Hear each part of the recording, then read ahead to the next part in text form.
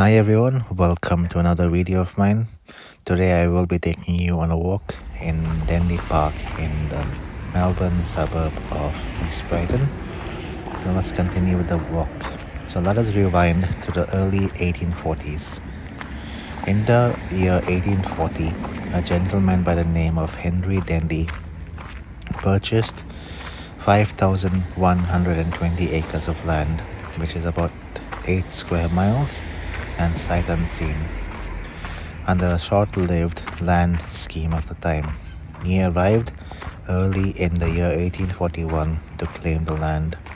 He surveyed it and mapped out what would become Brighton Estate. He named his own homestead area Brighton Park. Unfortunately, things did not go to plan for him. A depression hit and his land sales ambitions collapsed, and unfortunately passed away in relative poverty. Over time, Brighton grew into an affluent suburb, thanks to its seaside charm and good land. As the suburb expanded in the early 20th century, the city of Brighton acquired more land, including what is now called Dendy Park, which was to meet the recreational needs of a doubling population between the 1920s and 1940s. So Henry Dendy's legacy does continue to this day. So let's step into Dendy Park today. So located in East Brighton, it is a generous open space with a welcoming mix of athletics, green lawns and playgrounds. There is a full athletics track, a 400-meter circuit with 8 lanes around and 10 straight lanes.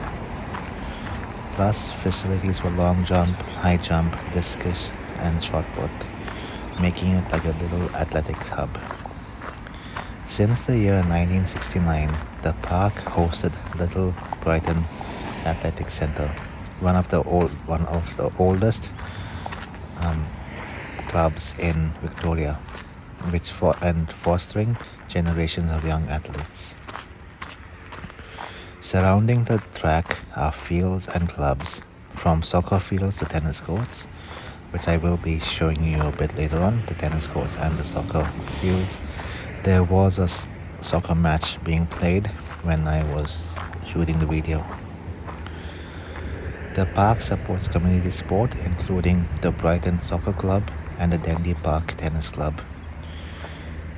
The mix of different activities means Dendy Park is very vibrant on weekend mornings, with little athletes racing, families picnicking and casual sports on the way. I did shoot the video on a Sunday afternoon and it wasn't too busy. So it is not just about sport. The open spaces, playgrounds and walking routes make it a versatile place where different users gather, which includes families, athletes and dog walkers. The parks are a wonderful area to actually walk, and I did see quite a number of people walking the dogs or walking around the park, and it can be like a nice walk, especially when it's a nice day. As you can see, it was a sunny day, so it's a nice time to actually walk. If you have ever been here, you might know that well-behaved dogs roaming freely and respectfully create a warm community vibe. So there are also spaces for dogs that are unleashed. Like you can put them on leashes in certain parts and unleash them on certain other parts of the park. So Dendy Park stands at the intersection of Brighton's legacy, a name rooted in early settlement, a space acquired through municipal foresight, and a ground for local sport and leisure. From Dendy's failed estate into a bustling public park, it represents a transformation we can all enjoy. So if you haven't subscribed, please consider subscribing. And also, this is some of the exercise facilities that they have at the park. I attempted to try it out, but I wasn't successful because of the weights. Unfortunately, depend on body weight, and I'm not exactly that strong, so I couldn't do the weights part. But I did do the elliptical part, which was not that bad. Although I am a member of a gym and I do some weights and cardio at the gym. So this place is about a few kilometers from my home.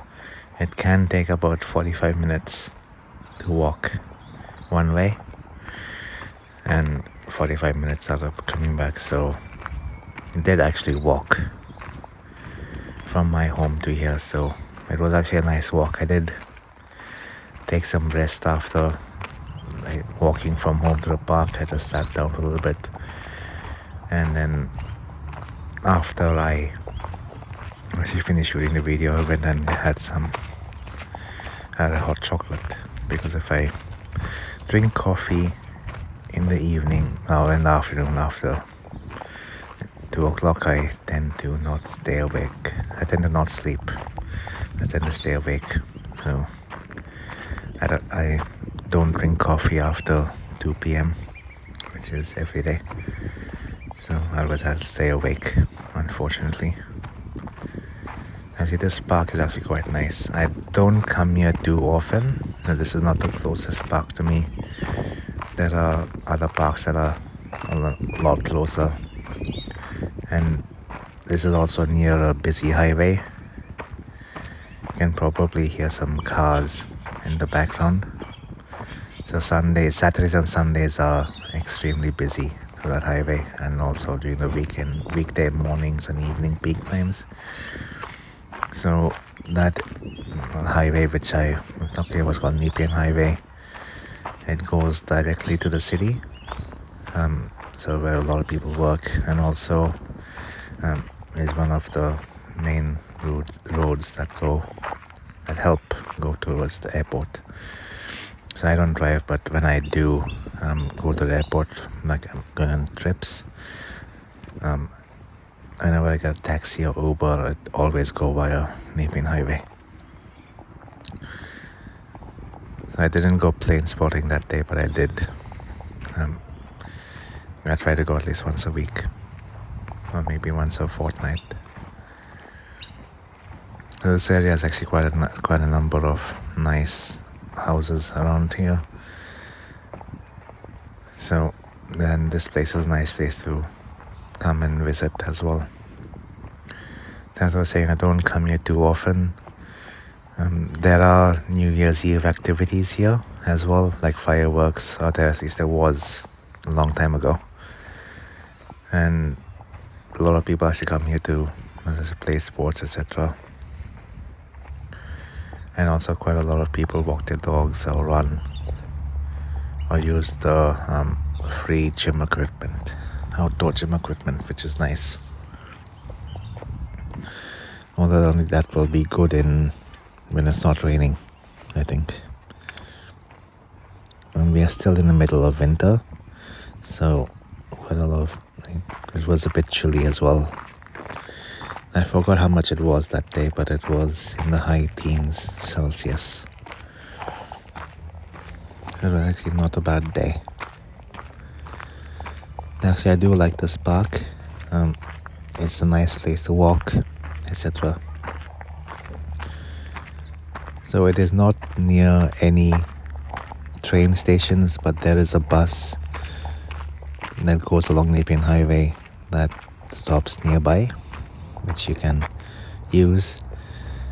So it's about, if you're willing to walk, about 15 minutes to the nearest train station, or there's a sort of in between two train lines. So I think there's not sure about second, like how long it will take, but it does take like a fair walk if you're willing to walk to the nearest train station.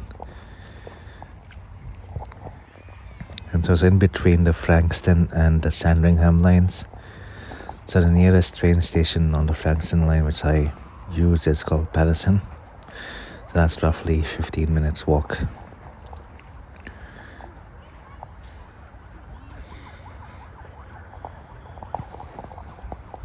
And actually this is quite a nice park. I actually do like coming here. I just don't come here that often. If I was living closer, I would actually just take a walk around the park and then go back home. So it takes if you're walking, it takes roughly 30 minutes to walk around the park. So and that's about 3,000 steps for me. So I do 6,000 steps an hour, roughly. So it may be different for everyone, but for me, I've actually counted and I do 6,000 steps an hour, so which is not that bad, I think. I actually did quite a lot of steps that day, and I'm still I hit I think about 19,000 steps. It wasn't that bad. It was actually really good, better than my average. But I was actually still trying to work up to 20,000 steps a day, which actually can be difficult, especially in winter. And I don't like walking when it's cold at night, etc. So, especially in the park. Like I like going for walks, but I don't like going out when it's cold. And especially when it's nighttime, when it's a lot more colder at night. There are also spaces here where you can actually sit down and have a barbecue, etc. As you can see up there. Coming up, there's a nice gazebo area. And that is also part of Dendy Park. Continuing on, that part actually has quite a lot of. It's like a small dog area down there. So if you can bring your dog here and walk around. So for the tourists of Melbourne, I would recommend coming here if you want to go. This is like a sort of a tourist area as well. They have the Brighton beach boxes, which are multicolored boxes on Brighton Beach, and I will actually do a video on that one day. Just not sure when. Most likely when the weather is warmer, I will go and shoot a video of the Brighton Beach baiting boxes, which as they're called. So they're pretty much an icon of Melbourne, and I will go there probably in November, December, after I come back from my trip to India. So I'll go there. I'll be going to India in October. And I think I mentioned this in a previous video as well. So I am not sure if I will be shooting any videos while I am there. I'll try my best to. But I'm just primarily visiting my family that are in India, so it's mainly to spend time with them. I will be there for 10 days, then coming back to Melbourne. But I plan to do a flight review of Singapore Airlines, which I will be uploading on my other channel, so please check that out, which is Neil's Aviation. So I'll be flying Singapore Airlines. So Singapore Airlines is one of my favorite airlines to fly on. So they're flying economy. And technically premium economy to Singapore and then economy to India. So it's actually quite nice. And I usually fly Singapore Airlines when I go to India. Singapore or Malaysian. But I have flown Qantas once. Yeah, and Qantas does fly to South India as well. So I will try my best to at least shoot maybe a couple of videos, or at least one, but it may not be for that long, and maybe it may be a couple of shots as well, because of the area. I'll try my best. I hope everyone is liking the video so far, so please let me know what you think of it. I hope they like the park as well and the walk. The last time I went here to the park, and before I shot the video, was a few years ago. So as I said, I don't come here very often, so since it's not near public transport, and I actually don't drive. So only time I can actually come here is on pretty much a weekend when I don't have much plans on. So I just come here, and at least in the afternoon I was able to come. I didn't have much planned on that day, so I just decided I'll just shoot a video here, just walk to the park and just shoot a video. It's actually quite a nice day. I was expecting it to be a bit more busier, but anyway, I do like it. I was feeling a bit tired after all the walking, so pretty much 2 hours of walking, which was a lot. So but I did take breaks, like in between, and also before shooting the video, and also after shooting the video as well.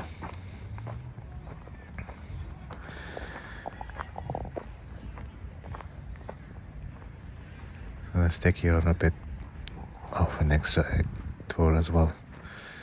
So I didn't go all around. Like, I did go all around the park, but I sort of went in between as well, just to show you a bit more.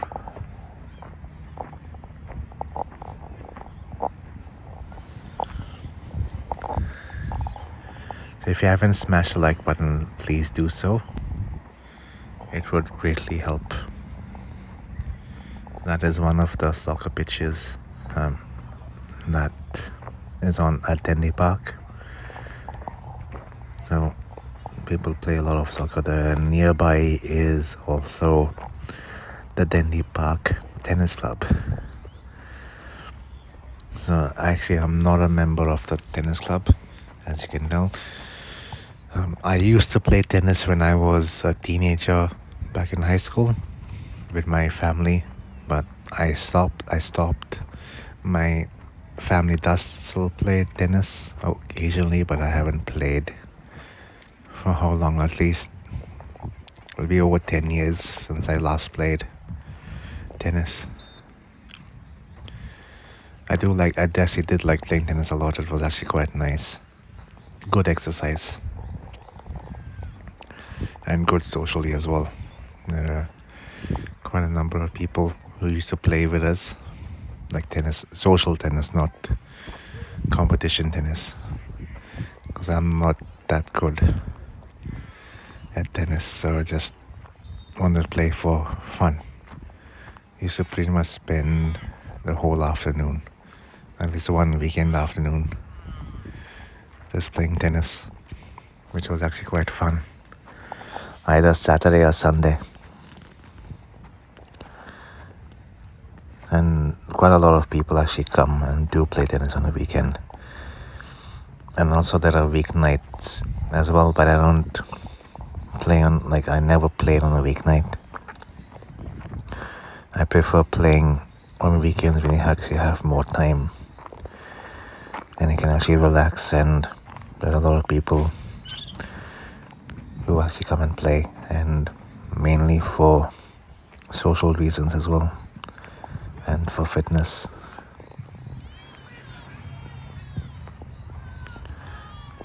So I may go back to playing tennis one day. Just haven't had the opportunity. I want to, but you'll have to spend about 3 to 4 hours playing with different people. Not at a stretch, but different times. So it's actually a nice thing to do.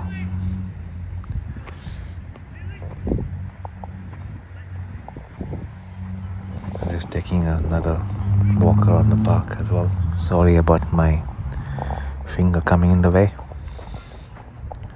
As you can see here, the car park is actually quite busy. And a lot of people actually coming here. This is, I'm not sure what the building is for, but I think it's just for the lawn mowing, etc. and other equipment. But I'm not 100% sure what's in the building.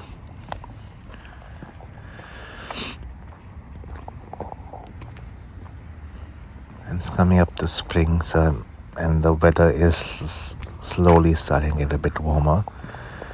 And unfortunately, I have hay fever, so allergy season coming up from next month, which is it's August now, but from September it's going to have allergy season, unfortunately, for me.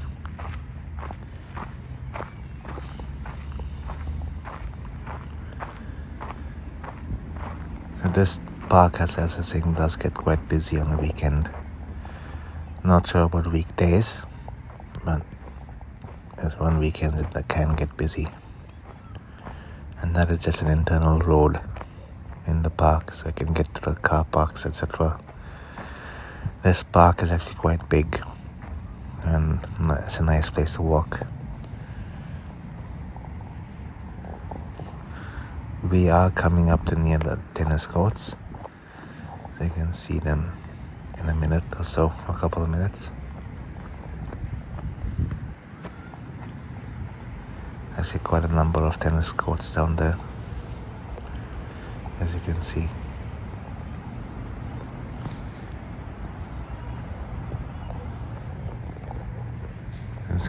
Just going to take another walk as well around the area. So I have a few more parks and a few more areas I want to go and shoot some videos. So I want to go on the Brighton Beach bath boxes, which will be later this year when the weather is warmer.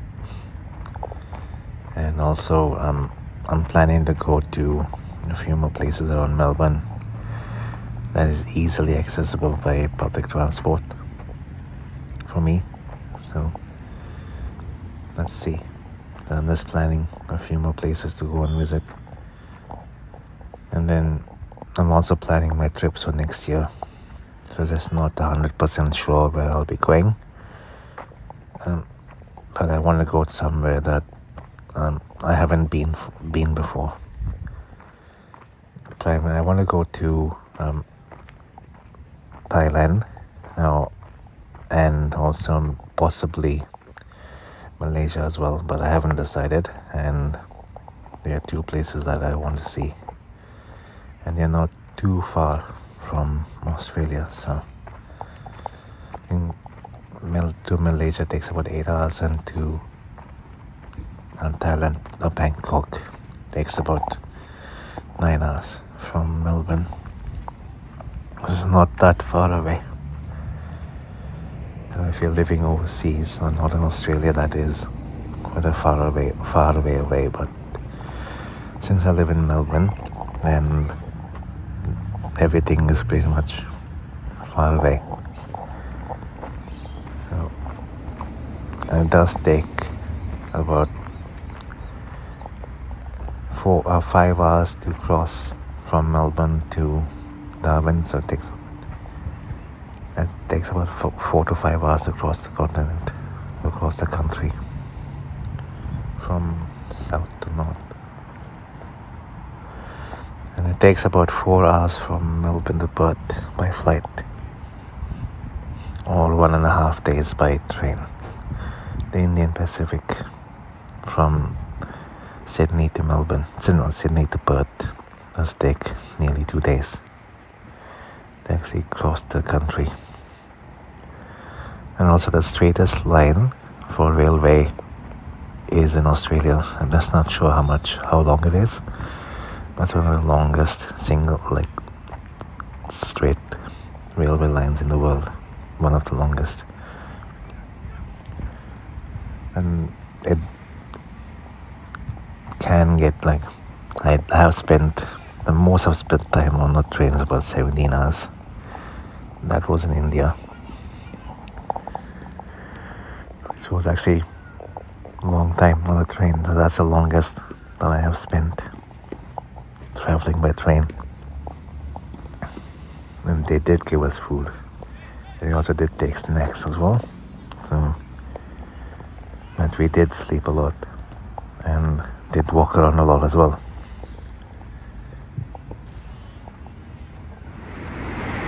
So this is Nepean Highway, which I was mentioning earlier in the video. So they have quite a lot of car dealerships across the road as well, like Mahindra, which is an Indian car company, and also a few other ones. So this is also continuing at the park. So nearby is the tennis courts, etc. So the park actually, as I was saying, is quite large. And hopefully, I'll be able to come here more often. And if you ever decide to come to Melbourne, I would recommend, if you wanted to go somewhere off the beaten track, figuratively, you can come here. And come in, just take a walk and see a part of Melbourne that is not very touristy, but a nice place to come and visit. And there is public transport nearby if you're willing to walk from the train station, or you can take a bus, and the bus stop is nearby.